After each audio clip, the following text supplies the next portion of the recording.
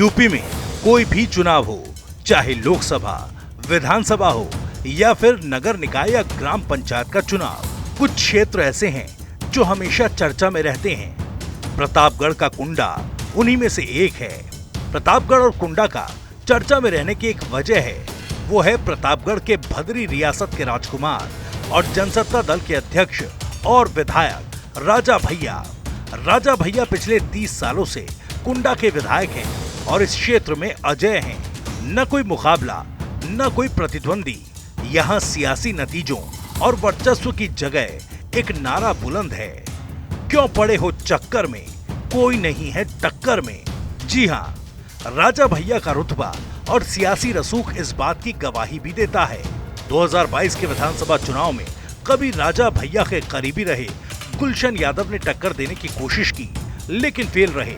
और अब निकाय चुनाव में भी कुंडा नगर पंचायत सीट के लिए गुलशन की पत्नी सीमा यादव ने ताल ठोकी थी, लेकिन अंत में वही हुआ जो पिछले 30 सालों से होता आया है। और इस बार कुंडा में राजा भैया समर्थित उम्मीदवार उषा त्रिपाठी को विजय मिली। राजा भैया को कुंडा का बाहुबली भी कहा जाता है और राजा भैया ने कैमरे पर ये बात कबूली भी है। राजा भैया ने कहा था कि बाहुबली की परिभाषा अगर गरीबों के साथ और वंचितों के साथ रहना है तो मैं बाहुबली हूँ। अगर ये है कि कमजोरों के लिए, मजबूर और मजलूमों के लिए लड़ाई लड़ना, तो ये हमको स्वीकार है बाहुबली। अगर बाहुबली का ये अर्थ है कि हम कोई अपराध करते हैं या अपराध से धनार्जन करते हैं, तो ये सारी बातें बेबुनियाद हैं। अक्सर प्रतापगढ़ और कुंडा को लेकर राजा भैया विरोधियों के निशाने पर रहते हैं। कभी कोई उन्हें प्रतापगढ़ का गुंडा कह देता, कभी कोई कुंडा में कुंडी लगाने की बात कर देता है। 1996 के चुनाव में बीजेपी के कद्दावर नेता कल्याण सिंह कुंडा सीट पर बीजेपी प्रत्याशी के प्रचार के लिए पहुंचे थे। इसी दौरान कल्याण सिंह जनसभा में राजा भैया को कुंडा का गुंडा कह बैठे थे। साथ ही जनता से अपील की थी कि इस बार उनकी पार्टी के प्रत्याशी को मौका दिया जाए, लेकिन तब भी कुंडा की जनता ने राजा भैया को जिताकर विधानसभा भेजा। हालांकि बाद में राजा भैया ने कुंडा के गुंडा कहने पर कल्याण सिंह से बातचीत भी की। वो बात हो गई।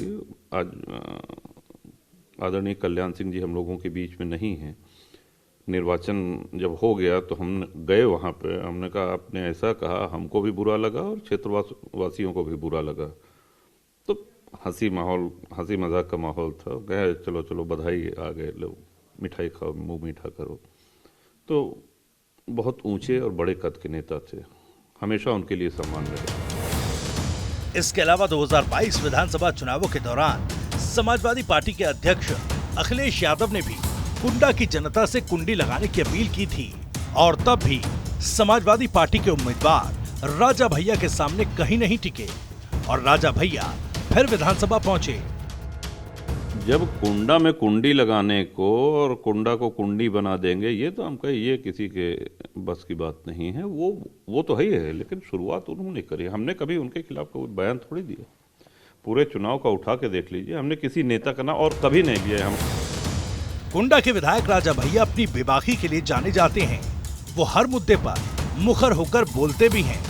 निकाय चुनाव में भी राजा भैया ने उषा त्रिपाठी के लिए प्रचार करते हुए विरोधियों को निशाने पर लिया था और कहा था कि शेर कभी शिकार करना नहीं छोड़ता, और ये भी कहा था कि शेर कभी कुत्तों का शिकार नहीं करता। डॉक्टर साहब चाहता है कि हम और गर्म हो जाए। अभी कलीम भाई ने भी शेर में कहा कि साहब जो क्या शेर ने शिकार करना छोड़ दिया तो कुत्ते। कलीम भाई बड़े आदर के साथ आपका एहतराम करते हुए ये कहना चाह रहे हैं कि शेर कभी शिकार करना छोड़ता नहीं है।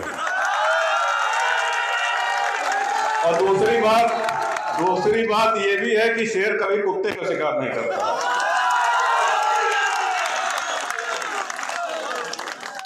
अरे आप लोग देखा ना टीवी पे वो वाइल्ड लाइफ, नेशनल ज्योग्राफिक है, डिस्कवरी चैनल है, ये सब तमाम चैनल वाइल्ड लाइफ वाले जो आवा थे तो मैं दिखावत रहा था कि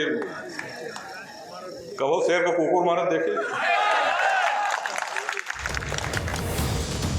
फिलहाल कुंडा विधायक और जनसत्ता दल प्रमुख राजा भैया ने प्रतापगढ़ निकाय चुनाव में उनकी पार्टी के उम्मीदवार उषा त्रिपाठी की जीत ने साबित कर दिया कि कुंडा में उनका दबदबा अभी भी कायम है और आज भी राजा भैया अपने कुंडा में अजय हैं और जनता का वोट और प्यार दोनों बखूबी मिल रहा है।